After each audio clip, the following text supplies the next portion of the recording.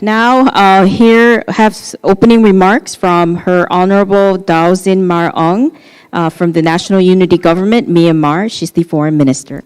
Gentlemen, it is an honor for me to deliver opening remarks in this important democracy assembly during the time of democratic recessions.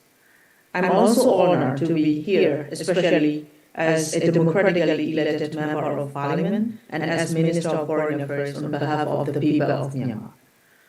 As all of you know, Hackney's practice of robbing the state power only for the interest of a handful of generals has begun the prospect of democracy and peace in our nation. Repeated recourse to coup by the most brutal and unprofessional military, which never hesitates to turn its scans to its own people for the sake of its general, and a different rationalization has already made the country one of the least developed nations in the world.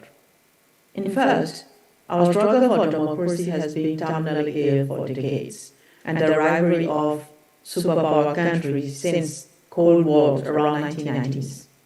Now and again, although civilian political leaders have tried hard to implement elections and democracy to bring peace and development, elected representatives of the people and civilian government leaders are once again facing a violent coup of the military junta.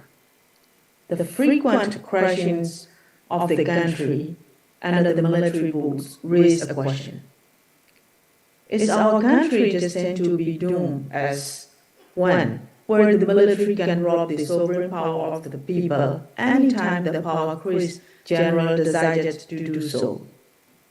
No, the people with their lives, liberty, and property has answered to the world in the most courageous manner and in the loudest voice ever that they will no longer accept this kind of uncivilized practice of robbing.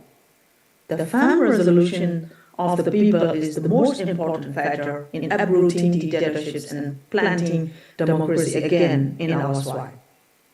That is why we are taking charge of our destiny, taking back our freedom, restoring democracy and stability in the country through the people's revolution, and addressing the decade-long divisions through a new constitution based on the Federal Democracy Charter.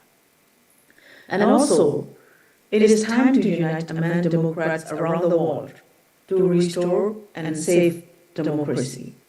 So I hope that Asia Democracy Assembly will be able to address their challenges and fulfill of our democratic aspiration. Thank you so much all.